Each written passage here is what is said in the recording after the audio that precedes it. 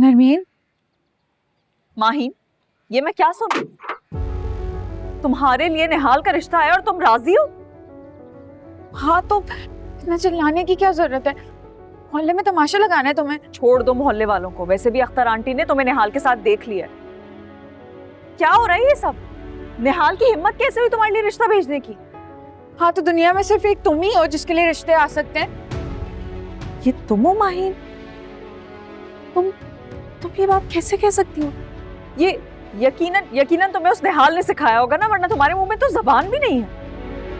हाँ, तुम तो यही समझती हो नरमीन कि किसी के मुंह में कोई जबान नहीं है, किसी की कोई पसंद नापसंद नहीं हो सकती।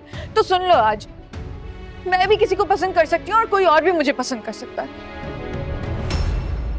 ईमान, ये हमारी माहीन बोल रही है सब। यार नरमीन, वो जो कुछ भी कह रही है कह तो सच ही रही है ना। उसकी अपनी भी कोई जिंदगी है, उसकी अपनी भी कोई पसंद है। और क्या पता हमारी बहन का भोलापन ही पसंद आ गया हो निहाल को। तुम भी इसको सपोर्ट कर रही हो? सपोर्ट की बात नहीं है। मुझे जब इस रिश्ते के बारे में पता चला था मैं खुद शॉक थी। मैं तो अगेंस्ट थी इस रिश्ते के। मुझे लगा मोना आंटी जबरदस्ती इसको निहाल की तरफ पुश कर रही हैं। लेकिन यार जब उसका खुद का इंटरेस्ट है तो व्हाई नॉट? उसकी अपनी जिंदगी है, वो जीने का हक रखती है। ईमान, तुम तो हमेशा की इमेच्योर हो। कोई भी चीज गलत होती है ना, तुम हमेशा उसी साइड पे जाके खड़ी हो जाती हो। और तुम एक नंबर की बुद्धू हो। तुम्हें कुछ समझ नहीं आ रहा है? हाँ, सारा दिमाग तो नरमीन मैडम के पास है, बाकी सब तो बुद्धू है। तुम दोनों ने हमेशा मुझसे काम करवाए, हमेशा किसी में घुसा के रखा है मुझे, और उसके ऊपर से बुद्धू, बेवकूफ, ये सारे लेबल डाल दिए मुझ पे। मेरी जिंदगी में निहाल वो पहला शख्स है जिसने मुझे इस बात का एहसास दिलाया कि मेरी भी कोई पर्सनालिटी है, मुझ में भी कोई टैलेंट है। माहीन, वो तुम्हें बेवकूफ बना रहा है। तुम भूल गई, मेरे वलीमे वाले दिन ब्राइडल रूम में आया था, वो क्या कह रहा था कि मेरी कोई तस्वीर है उसके पास। बहुत एक अच्छा शख्स है नरमीन, मैं तुम्हें धोखा नहीं दिया। उसके बावजूद उसने अब्बा से जाके माफी मांगी। पता है, मैं उस दिन घर में अकेली थी, वो मेरी मदद करने के लिए आया, लेकिन उसने मेरे अकेलेपन का फायदा नहीं उठाया। और जहाँ तक रही बात उस दिन ब्राइडल रूम की, वो गुस्से में था। गुस्से में इंसान कुछ भी कह देता है। एक नंबर का धोखेबाज आदमी है वो। ये सब मुझे टीज करने के लिए कर रहा है।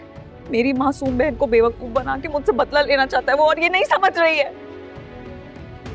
मुझे अब्बा से बात करनी पड़ेगी। अब्बा घर पे नहीं है, उन आंटी के पास फोन आया था, वो लेट होंगे आज। देखो नरमीन, तुम्हारी ये बहस बातें सब बेकार है इस टाइम पे, सही है? वो अपनी जिंदगी के फैसले करने की खुद हकदार है। तुम लोग सब पागल तो नहीं हो गए हो? क्या हो गया तुम्हें? तुम लोगों को क्यों नहीं समझ में आ रहा है? गलत कर रहे हो तुम लोग। ठीक है, तुम्हें कुएं में छलांग मारनी है ना, तुम शौक से छलांग लगाओ, लेकिन फिर आवाज मत देना। अगर तुमने निहाल से शादी की ना, मेरा तुमसे कोई ताल्लुक नहीं होगा, बल्कि मैं तुम्हारी शक्ल भी नहीं देखूंगी। सुन लिया तुमने माहीन? जाओ फिर तुम। माहीन, नरमीन अंदर तो आओ यार।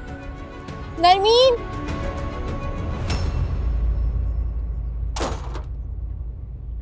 क्या करूं यार? माहीन,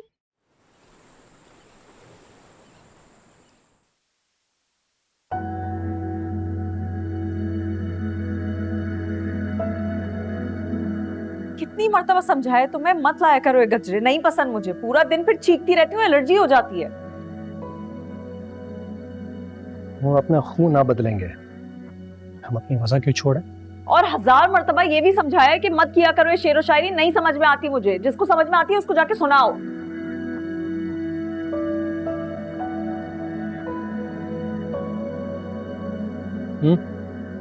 क्या बात है? ऐसे क्यों लगता है आप किसी से लड़कर आई हैं? हुमायूं, मैं माहीन को समझाने गई थी, लेकिन वो तो कुछ सुनने समझने को तैयार ही नहीं है। और ईमान, वो भी माहीन का ही साइड ले रही है। तुम खुद बताओ, निहाल और माहीन की शादी कैसे हो सकती है? वो बेचारी क्या ही समझेगी, जबकि अब तक मैं नहीं समझ पा रहा हूं कि आपको निहाल और माहीन की शादी से एतराज है क्या? तो तुम्हें अभी भी लग रहा है कि मैं गलत रिएक्ट कर रही हूँ? नहीं, हो सकता आपके पास कोई ना कोई वजह हो, मैं समझ नहीं पा रहा हूं।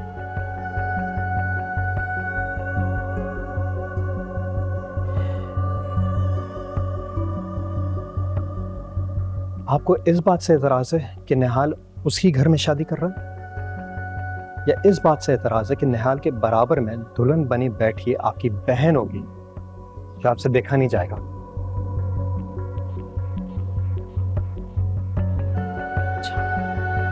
असल में मेरी ही गलती है। मैं किसी से भी बात कर ही क्यों रही हूँ? मुझे किसी से बात ही नहीं करनी चाहिए। मेरी बला से भाड़ में जाए, मैं किसी को कुछ समझाऊंगी ही नहीं।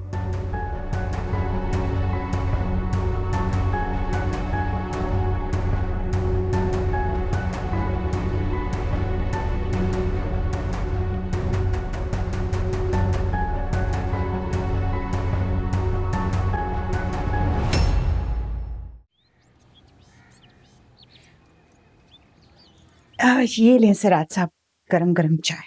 हाँ भाई हाँ, अच्छा है, बहुत जबरदस्त लग रही है चाय। ओहो, क्या हुआ?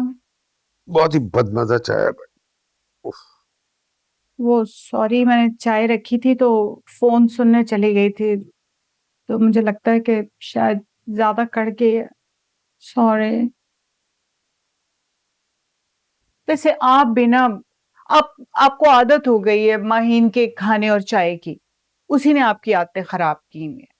अब बेहतर होगा कि आप अपनी आदतें बदलें, उसके बगैर भी जीने की आदत डालें। तो उसके रिश्ते आए खड़े हैं दहलीज पे। ओ, रिश्ते से याद आया, आज जुमेरात है, काजिम को बुलाया हुआ है। उसको इतवार को बुलाना था, सैयद साहब से कहा कि आज ही बुला लो। इतनी जल्दी की क्या जरूरत है सिराज साहब? मतलब थोड़ा वक्त ले लें, 2-3 महीने की मोहलत ही मांग लें। लेकिन क्यों भाई? भाई उस लोफर के लिए उस काबिल लड़के को छोड़ दो, बजाय माहीन को समझाने के उल्टा आप उसकी तरफदारी कर रही हैं। मुझे तो बहुत गुस्सा आ रहा है, मैं कंट्रोल कर रहा हूँ। अच्छा, मैं माहीन को कायल करने की कोशिश करूंगी, उसे मनाती हूँ। लेकिन फिर आपको भी एक काम करना पड़ेगा। आज उसने ना वो लौकी की भाजी बनाई हुई है, आप ऐसे क्यों नहीं करते? अब आप वापसी पे ना कबाब और पराठे लेते हैं। वो क्या है कि अच्छा खाना होगा ना तो मूड अच्छा होगा, आसानी से मैं उसे मना भी लूंगी। हाँ ठीक है, ले आऊंगा। अच्छा सुनिए, वो उसके साथ ना पुदीने की चटनी और ढेर सारी इमली की चटनी भी लाए। अच्छा ठीक है। याद आया कि वो प्लॉट का क्या हुआ? प्लॉट लिया आपने?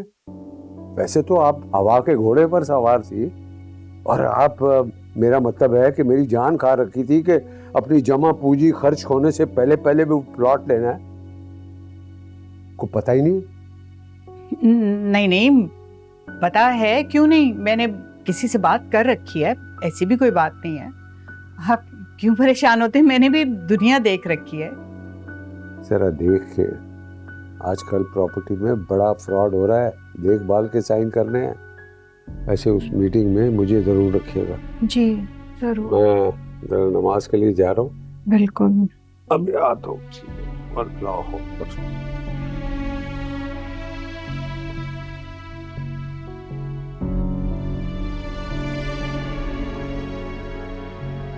प्लॉट के कागजात तो जमा कराते हैं, मिलेगा तो तब ना जब माहीन निहाल के साथ निकाहनामे पे दस्तखत करेगी। मुझे तो ना प्लॉट की फाइल आती नजर दिखाई दे रही है, ना निकाहनामा। भैंस